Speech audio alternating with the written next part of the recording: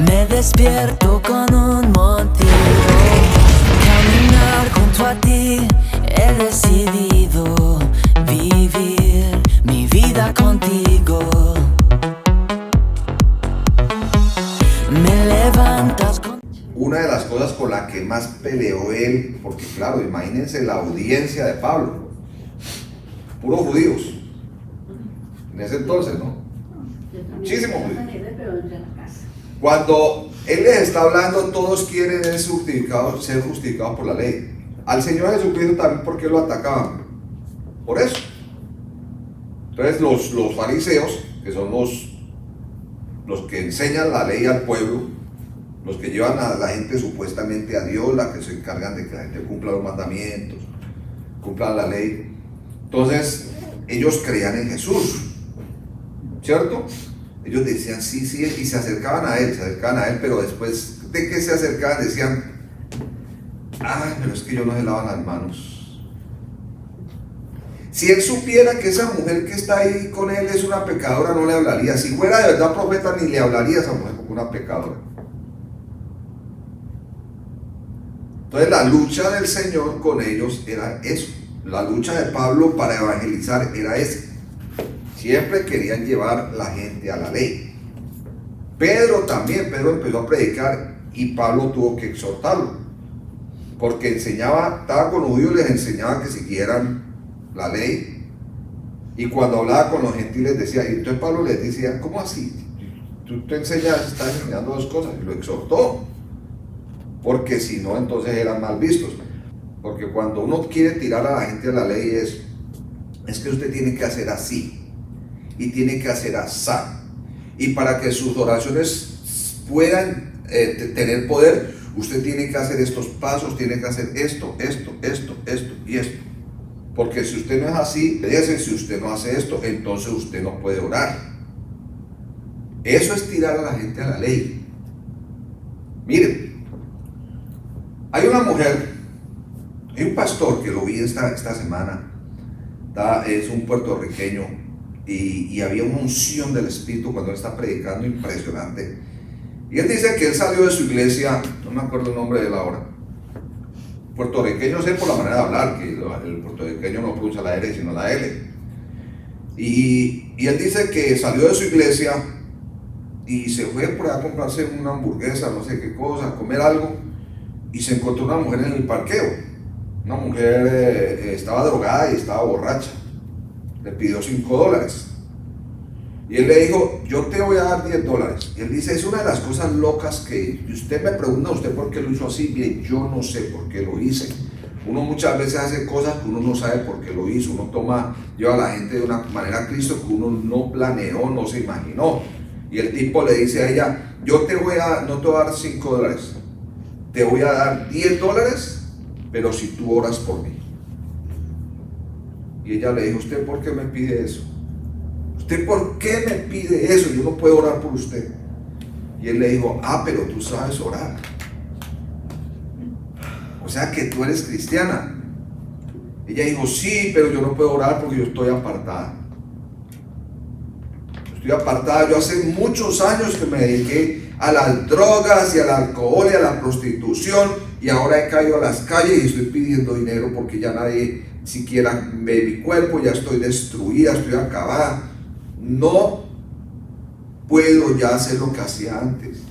Y yo ahora no puedo orar por usted porque yo estoy muy mal, yo estoy drogada. Y él le dijo, te doy $10 si oras por mí. Entonces ella le dijo, cierra los ojos, vamos a orar por ti. Y ella empezó, Señor, yo no conozco a este hombre, pero él me pide que ore por él, Señor. Yo te ruego que lo ayude, Señor, si él tiene una necesidad. Yo te ruego, Señor, y empezó a orar por él. Y este pastor dice, oraba mejor que yo esa mujer. Está orando mejor que yo nunca había hecho una intercesión como esa. Nunca. Y cuando ella terminó de orar, ella dijo, hablaba inglés, decía, something is wrong. Algo está mal, decía ella. Something is wrong. Porque yo sentí el Espíritu, decía. El Espíritu ha vuelto a mí, yo tengo de nuevo el Espíritu. Puedo sentir el fuego del Espíritu Santo cuando estoy orando por usted. Algo está mal porque yo estoy drogada, yo estoy alcoholizada, yo me he estado prostituyendo. ¿Cómo puedo sentir el Espíritu de Dios si yo estoy en esa condición? Díganme ustedes. ¿La ley o la gracia? La ley o la gracia. Tenemos que tener mucho cuidado de no tirar a las personas a la ley. ¿Qué es la ley? Mire, si usted quiere guardar la ley, tiene que guardar, son aproximadamente 1500 mandamientos. Entre esos mandamientos están, tienes que circuncidarse. El que no se circuncida, entonces yo estaría perdido, porque yo no soy circuncidado. Circuncidarse es arrancarse una parte de su cuerpo. ¿Sí? Entonces, ahí ya estamos violando toda la ley, los gentiles. Y dice la palabra de Dios, si vamos a la ley, que el que viola uno de esos mandamientos es culpable de transgresión de todos los 1500 más que están escritos. Por eso es que por la ley nadie puede ser justificado, nadie en lo absoluto. Yo les pregunto una cosa, cuando Abraham recibió la promesa, ¿Abraham tenía la ley? Abraham no tenía la ley, porque la ley vino con Moisés. Fue Moisés el que introdujo la ley, muchísimos años después. Dice la palabra de Romanos en el capítulo 4, ¿qué pues diremos que halló Abraham, nuestro padre, según la carne? Porque si Abraham fue justificado por las obras, tiene de qué gloriarse, pero no para con Dios. Porque, ¿qué dice la Escritura? Creyó Abraham a Dios y le fue contado por justicia. Creyó Abraham a Dios. ¿Por qué se introdujo después, cuando Abraham está orando por fe, creyéndole a Dios y obedeciendo a Dios y actuando según lo que Dios le decía por fe, no por obras? Entonces, cuando entra la ley, ¿para qué la introduce la ley? ¿Para qué es que introduce la ley? Para conocimiento del pecado, dice la Escritura. Porque la gente hacía cosas que no sabían que eran pecado. Ustedes han visto que cuando uno tiene, ¿quién ha tenido mascotas en la casa? Perritos. Ustedes han visto que una perrita tiene un perrito. Yo de niño miraba eso. Teníamos una perrita, quedaba embarazada y la perrita tenía sus perritos. Un día llegaba un perrito y crecía y se le montaba la mamá. Y yo veía a mi mamá brava, ¡veste, sinvergüenza, que esa es tu mamá! Que pegándole y echándolo a un lado. Yo decía, ¿por qué ese perrito hace eso? Porque el perrito no sabe que eso es pecado, que eso no se debe hacer, que si él hace eso con la mamá, la embaraza, los hijos le salen brutos. Mire, a los perros los hijos le salen brutos cuando se mezclan entre ellos en familia. Un perrito, para que guarde su pedigrí, para que sea inteligente, tienen que buscar el perro de otra parte y cruzarlos, porque cuando se cruzan entre la familia, esos perros no aprenden nada. Yo no sabía eso, me lo enseñó un amigo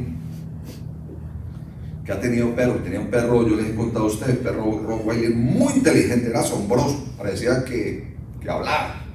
Él le daba una orden, el perro lo hacía. El perro lo dejaban solo en la caja y se hacía por ahí, se orinaba o algo, y llegaban, y él, cuando llegaban, él ya estaba así, mirándolos. Nunca le han pegado, Le decían, Michael, ¿qué hiciste? Michael llamaba al perro, y el perro se metía la cabeza entre las patas de adelante y se iba caminando así, con la cabeza agachada, metida así, pero con una vergüenza, y se metía y se escondía por allá. Sabía que había hecho el daño. Inteligente como él solo, ese perrito. Y se le murió Michael, le dio un tumor. Los perros, cuando les dan esas pepitas, esos se llenan de tumores, mala comida. Yo le regalé uno con una empleada donde yo trabajaba. Tenía la perrita de ella, tuvo perros, Rottweiler también, y ella me dijo que el más bonito me lo iba a dar a mí, el más gordito y lo cogió y me lo trajo. Entonces yo le dije, déjame, yo le averiguo a un amigo mío, porque yo lo que él no va a tener un perro muy grande. Que a un amigo se le murió un perro, yo se lo llevo a él. Y le dije, y él fue a verlo. Y él fue el que me dijo, brother, si ese perro es hijo se crió ahí, fue engendrado por alguien de su familia, los perros son brutos como ellos son. Igual él se lo llevó, pero él una vez regaló ese perro, me dijo, brother, ese perro no aprende nada. Es impresionante, no aprende nada. Entonces imagínense ustedes si eso es entre los animales como entre los humanos. ¿Qué pasa cuando se cruzan en la familia? Padre con hija. Sí, los hijos salen bobitos. Salen bobitos. Sin orejas, sin manos. Y bobitos. Los seres humanos que más han conservado su raza, su pureza, son muy inteligentes. Los japoneses. Ellos son muy inteligentes. Los hebreos son muy inteligentes. Yo me quedo asombrado con los hebreos, la inteligencia de ellos. Yo asombrado. Ellos son siempre cabezas, ellos están y dirigen negocios grandes y son muy inteligentes, muy inteligentes. Pero bueno, el pueblo, la humanidad antes en la época de Moisés no conocía la ley, no sabían que era pecado, hermano con hermana, papá con hijo. Eso era un caos total. Yo siempre digo que eso eran como si fueran primitivos. Ahí en la Biblia está, Moisés les dijo a todos, mire, carguen una estaquita aquí, carguen una estaca, un pedacito de palo. Y cuando vayan a hacer el 2, abran un hueco, háganlo ahí y tapen. ¿Sabe qué hacía el pueblo? ¿Sabe qué hacían ellos? Están dentro del campamento, dentro de la chocita, se levantaban y hacían su cosa ahí y se acostaban otra vez. Dentro del campamento. Pero a Moisés le tocó todo eso, enseñar, y eso entonces está dentro de la ley también. Abrir un hueco y hacer eso. ¿Tremendo? Y así mismo todo, mire, cuando Moisés empezó a enseñar al pueblo, les tuvo que enseñar tantas cosas, ahí es cuando él les da carta de divorcio también. Porque el hombre llegaba a masacrar a la mujer y le pegaba y la pobre mujer haciendo fila todas masacradas y les decía, miren, me está maltratando, me va a matar, mire lo que está haciendo conmigo. Entonces Moisés dijo, no, denle carta de divorcio mejor. Párense, si van a vivir así, mejor no vivan juntos. Denle carta de divorcio. Y es exactamente lo que pasa el día de hoy. Y es así como debe ser. Y el mismo Señor Jesucristo dijo, cuando Dios los hizo uno. Pero, a no ser por causa de porneia, por causa de inmoralidad sexual, causa de divorcio. Yo le digo. Eso es maltrato, eso es violar el pacto, eso es atentar contra el otro, eso es quererlo matar, eso es querer traer enfermedades. Porque cuando una pareja se casa, hacen un pacto de exclusividad. Lo que una pareja está haciendo es un pacto de exclusividad. ¿Por qué quiero tener una compañera sexual exclusiva? Porque no quiero la contaminación de afuera. Quiero estar solamente con ella para guardarme yo, guardar mi espíritu, guardar mi alma, guardar mi ser, guardar mi integridad física. Pero usted imagínese una mujer, está juiciosita en su casa y el hombre viene de la calle, borracho, y tenga lo suyo. ¿Tiene que vivir con ese hombre? Ay, Dios. ¿Tiene que vivir con ese hombre? Ese hombre violó el pacto. El pacto de exclusividad, el pacto de que yo y tú eres mía y no nos salimos de ahí. Entonces el Señor dijo, a no ser por porneia, inmoralidad sexual. La inmoralidad sexual encierra todo. No es por ley. Mire, los mandamientos de la ley producen muerte. Nadie puede ser salvo por la ley. Nosotros los seres humanos hemos cometido pecados. Todos hemos pecado, dice la palabra de Dios. Romanos 3:23. Pues por cuanto todos pecaron y están destituidos de la gloria de Dios.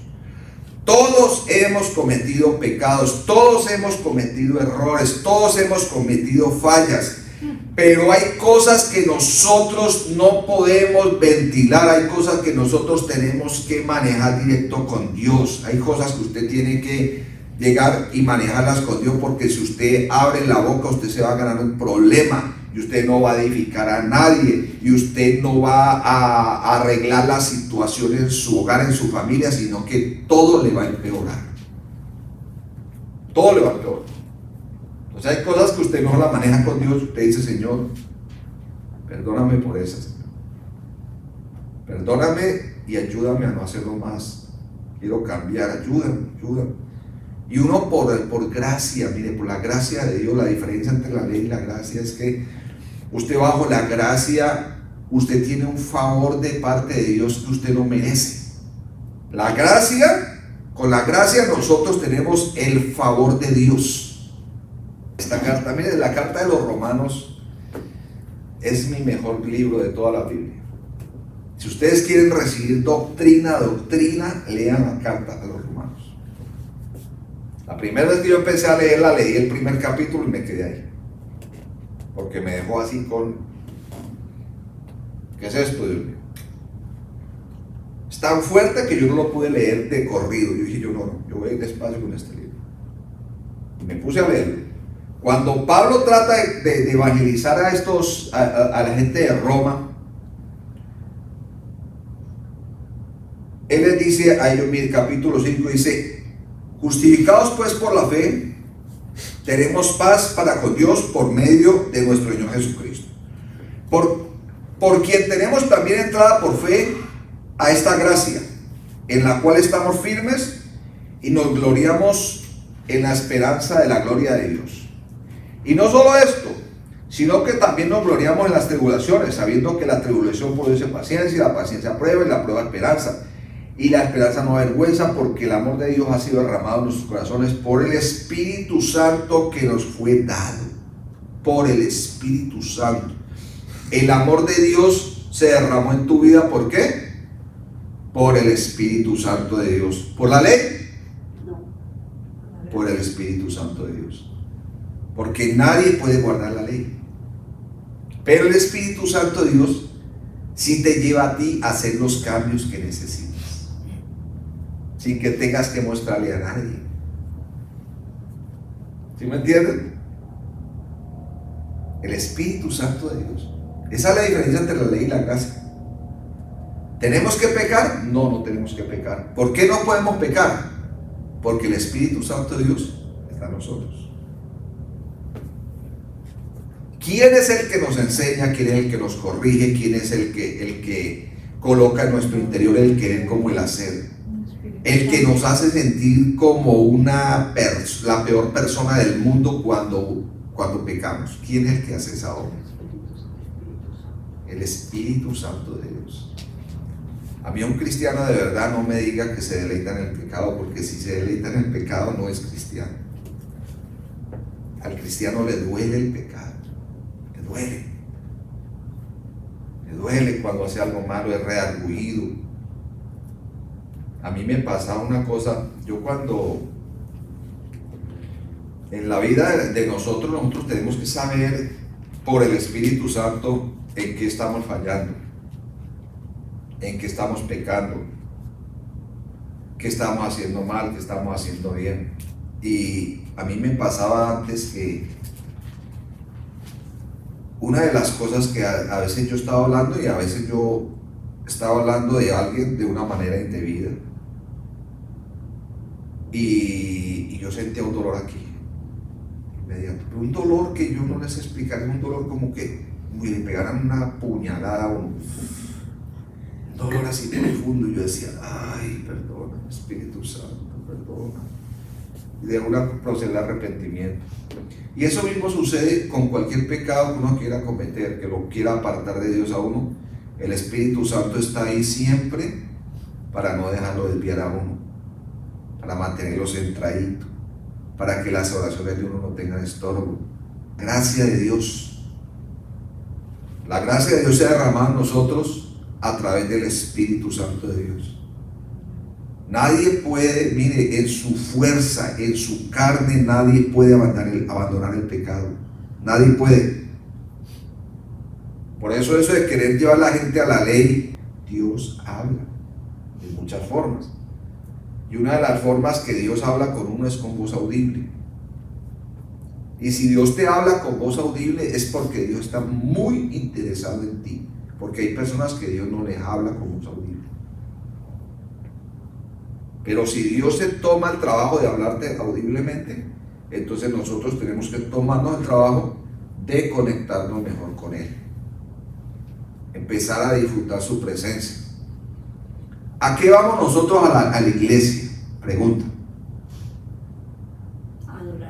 A adorar al Señor. O sea, nosotros debemos de, mire, si nosotros estamos en casita y es un día de adoración al Señor, dígame si uno no debe escoger ese lugar mejor. Uno debe escoger ir a adorar al Señor. Eso no debía reemplazarlo nadie, eso no tenía por qué tener la persona tener dudas o claudicar entre dos pensamientos, ¿no? La persona tiene que estar clara en que mi lugar es donde esté adorando a Dios. Si hay un lugar donde usted está adorando y de donde yo formo parte, yo debo estar ahí. Y ahí el Señor me va a hablar por palabra, a través de la prédica, a través de un hermano, a través de quien sea. Dios usa a muchas personas para hablarle a uno. Y si no es suficiente con eso, te va a hablar personalmente. Te va a hablar, vas a escuchar la voz de Él. Y uno debe atesorar eso. Porque estamos bajo ¿qué? Bajo la gracia. La gracia de Dios. La gracia de Dios es que Dios depositó su Espíritu en nosotros. En la ley la gente no lo tenía, el Espíritu Santo. Tenía la ley. No comas, no gustes, no te muevas. La ley completa. Pero las personas estaban vacías. No estaba el Espíritu en ellas. Gloria al Señor Jesús de Nazaret. Mire lo que dice Romanos, para que vamos terminando el tema. Romanos 7:6, ¿qué dices? Romanos 7:6. Pero ahora estamos libres de la ley, por haber muerto para aquella en que estábamos sujetos. De modo que sirvamos bajo el régimen nuevo del Espíritu y no bajo el régimen viejo de la letra. ¿Estamos qué? Libres de la ley. ¿Qué dice Romanos 10:4? Porque el fin de la ley es Cristo, para justicia a todo aquel que cree. El fin de la ley es Cristo. Romanos 6:14. Porque el pecado no se enseñoreará de vosotros, pues no están bajo la ley, sino bajo la gracia. A ver, alguien, yo quiero saber cuántos me pueden interpretar ese versículo. Voy a retar el día de hoy. ¿Cuántos me pueden interpretar ese versículo? Porque el pecado no se enseñoreará de vosotros, pues no están bajo la ley, sino bajo la gracia. Si entendemos ese versículo, entendimos todo el mensaje del día de hoy.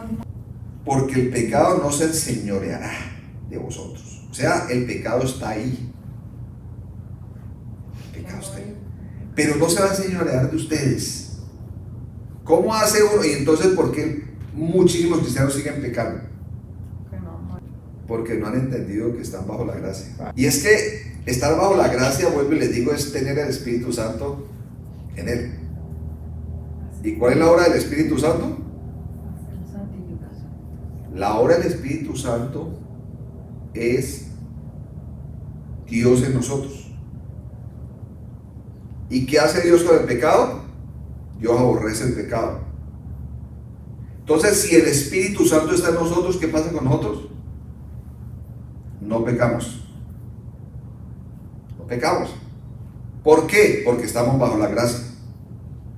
Bajo la ley no podríamos, porque no tenemos la ayuda divina. Solamente es ley, solamente es conocimiento del pecado. Pero bajo la gracia tenemos el Espíritu Santo de Dios. Otra vez, porque el pecado no se enseñoreará de vosotros, pues no está bajo la ley, sino bajo la gracia. No se puede enseñorear. No dice no va a pecar, no, la persona es posible que peque. Pero el pecado no se va a enseñorear, no lo va a dominar, no lo va a gobernar si la persona es de Cristo. El capítulo 6, el apóstol Pablo termina diciendo: ¿qué pues diremos? ¿Perseveraremos en el pecado para que la gracia abunde? En ninguna manera, porque los que hemos muerto al pecado, ¿cómo viviremos aún en él? ¿O no sabéis que todos los que hemos sido bautizados en Cristo hemos sido bautizados en su muerte? Porque somos sepultados juntamente con él para muerte por el bautismo, a fin de que como Cristo resucitó de los muertos por la gloria del Padre, así también nosotros andemos en vida nueva. Porque si fuimos plantados juntamente con él en la semejanza de su muerte, así también lo seremos en la de su resurrección. Sabiendo esto, que nuestro viejo hombre fue crucificado juntamente con él, para que el cuerpo del pecado sea destruido, a fin que no sirvamos más al pecado. Porque el que ha muerto ha sido justificado del pecado. Y si morimos con Cristo, creemos que también viviremos con él. Sabiendo que Cristo, habiendo resucitado a los muertos, ya no muere. La muerte no se enseñoreará más de él. Porque en cuanto murió, el pecado murió. Una vez por todas, en cuanto vive, para Dios vive. Así también vosotros, considerados muertos al pecado, pero vivos para Dios, en Cristo Jesús, Señor nuestro. Considerados muertos al pecado. Pregunta: ¿el cristiano que es dirigido, gobernado por el Espíritu Santo, será que le cuesta mucho trabajo no pecar más? Tiene que hacer un esfuerzo sobrenatural. Estoy hablando del cristiano espiritual, dirigido por el Espíritu Santo. No, porque el pecado duele. Entonces, el que es guiado por el Espíritu Santo, Dios no puede pecar. No puede. Es la gracia, mire, esa es la gracia de Dios en nosotros. El capítulo 8 yo digo que la doctrina de un cristiano es el capítulo 8 de Romanos. Porque los que son de la carne piensan en las cosas de la carne, pero los que son del Espíritu en las cosas del Espíritu. Porque el ocuparse de la carne es muerte, pero el ocuparse del Espíritu es vida y paz. Por cuanto los designios de la carne son enemistad contra Dios, porque no se sujetan a la ley de Dios, ni tampoco pueden. Y los que viven según la carne no pueden agradar a Dios.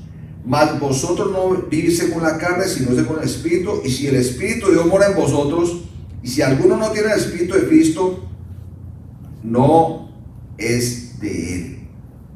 El que no tiene el Espíritu de Dios gobernando su vida es porque no es de Dios. Está claudicando, como les decía, en dos mares, en dos mundos, tinieblas y luz, tinieblas y luz. ¿Y qué le va a pasar? Que el que tenga más fuerza se lo va a llevar. Al que le dé más fuerza, el cristiano, ese le va a ganar la ventaja. Uno de los dos. Se deja llevar por la ley y por el pecado, o acepta la gracia de Dios, acepta el Espíritu Santo en él y se deja gobernar por el Espíritu Santo. Entonces ahí no hay pérdida, ahí no hay sufrimiento, ahí no hay dolor. Leía yo esta semana una actriz famosa de Estados Unidos, Judy Foster, y ella decía: mucha gente piensa que a los malos les va a ir mal. Y no siempre es así. A muchos malos les va bien. En cuanto a las cosas del mundo se refiere.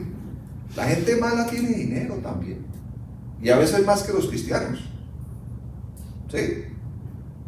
Son muy sagaces en los negocios. Triunfan en muchos aspectos de su vida. A los malos no siempre les va a ir mal. Y eso es una confusión que hace que muchos cristianos a veces se aparten de Dios, porque dicen, a ver, yo acá y mire ese en el mundo y mire cómo le va de bien. Pero pregunta, ¿Él tiene la paz que tú tienes?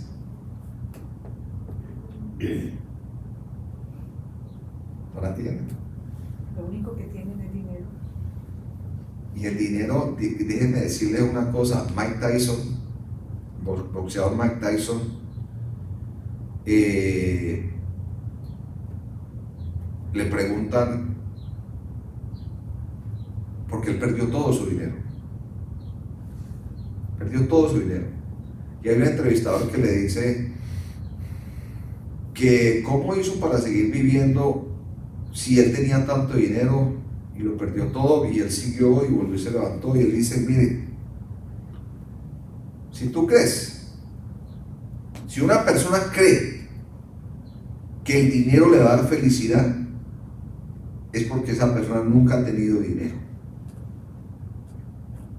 Un hombre que lo tuvo todo y lo perdió todo. Él dice, si usted cree que el dinero le da la felicidad, es porque usted nunca ha tenido dinero. El dinero no trae la felicidad. Eso es mentira. La gente cree que viajar, que eso trae felicidad. No, los viajes no traen felicidad. Viajar es agobiante, estar metido en aeropuertos, lidiando con... Si usted supiera cómo afecta el cuerpo la pasada por un aeropuerto, uno trataba de nunca ir a un aeropuerto. Cómo lo irradian en esos aeropuertos, cómo todo hay gente que coge cáncer en los aeropuertos. Ahora, no se lo dicen a la gente, pero si una persona tiene... Hay gente que se le activa. ¿Ustedes sabían que el cáncer se da por los rayos X? Por la radiación. El cuerpo está formado por células, y las células tienen un núcleo, y en ese núcleo es que está la información del ser humano, y en ese núcleo dice cuándo esa célula tiene que morir, cuándo tiene que ser reemplazada. Entonces muere, se hace a un lado y la otra la reemplaza, la otra célula. Cuando el núcleo muere por la radiación, entonces vienen nuevas células y se montan encima de las otras células. O sea, se crea un desorden. Y eso es causado por la radiación. Y ahí es cuando vienen los tumores. Empiezan a agruparse ellas. Por eso ir a un aeropuerto es peligrosísimo. Pero peligrosísimo. Uno debe tratar de no ir por allá. Hospitales que le estén tomando unas radiografías y cosas, uno debe tratar de no estar por allá. Los que toman radiografía lo meten a ustedes ahí y se salen del cuarto. Las enfermedades. Entonces uno debe tratar de no hacerlo. Lo que le estoy diciendo es que los viajes no causan la felicidad. Eso muchas veces lo que son es riesgos y problemas. La paz de Cristo habita en tu ser y ella es la que te produce la felicidad. La paz del Señor. En medio de la escasez, que haya poquita comida, que solo haya un platico de arroz, lo que sea, si tú tienes a Cristo, tú oras y tú estás en paz en tu casa. Amén. Y una persona que llega por mucho dinero que tenga, entra a tu casa y dice, ay, qué rico que se siente aquí.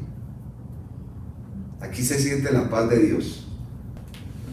Aprovechemos que estamos bajo la gracia. La gracia es el depósito precioso que hizo Dios con el Espíritu Santo en tu vida. Nadie puede dejar el pecado en su fuerza, pero con la ayuda del precioso Espíritu Santo de Dios sí podemos lograr la victoria. Amén. Amén. Si usted y nosotros somos conscientes de que el Espíritu Santo de nosotros ha hecho una obra impresionante, pero impresionante. Espíritu Santo de Dios. Gracias, vamos a orar al Señor. Gracias, Jesucristo, por tu palabra, Señor. Tu palabra es verdad, Señor. La gracia o la ley, Señor. Padre, ayúdanos a perseverar en la gracia, pero que no sea excusa para pecar, Señor. Tu palabra dice que somos guiados por tu Santo Espíritu, Señor, y todo el que es guiado por el Espíritu de Dios no peca, Señor. Ayúdanos, Jesús de Nazaret, en nuestras debilidades. Ayúdanos, fortalécenos, Señor. Trae fortaleza a tu iglesia, Señor. Padre, yo te ruego, Señor amado, por todo el que escuche esta palabra el día de hoy, Señor, que, oh Padre, que sea tocado, que entiendan, Dios mío amado, que todo el que tiene el Espíritu de Dios es llamado hijo de Dios, Señor.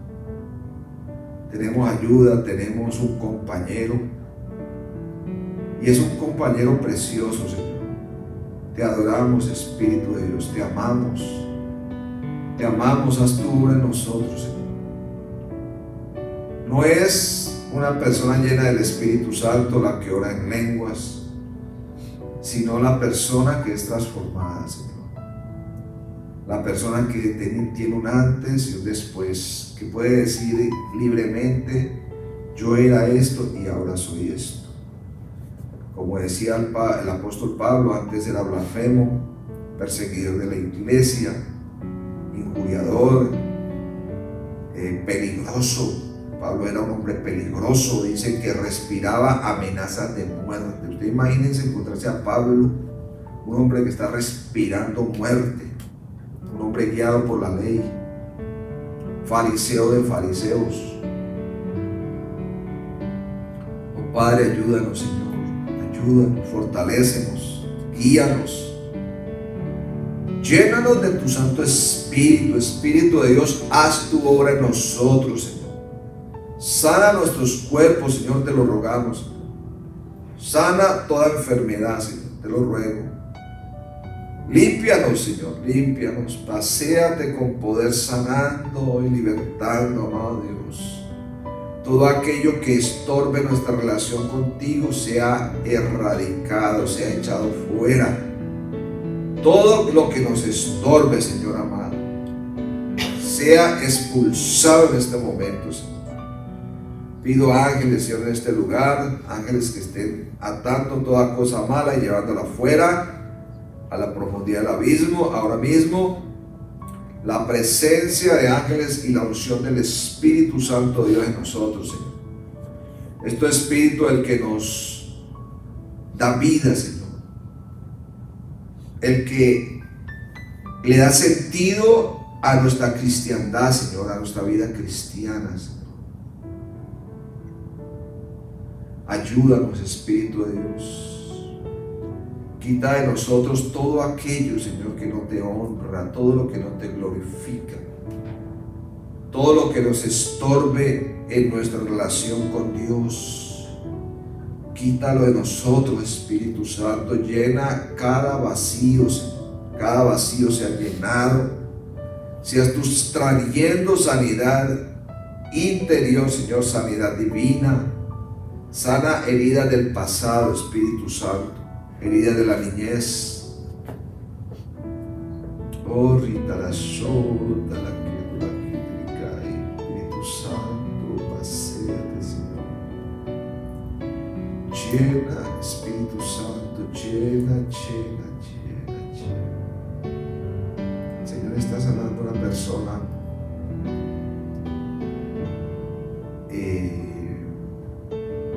desde la niñez.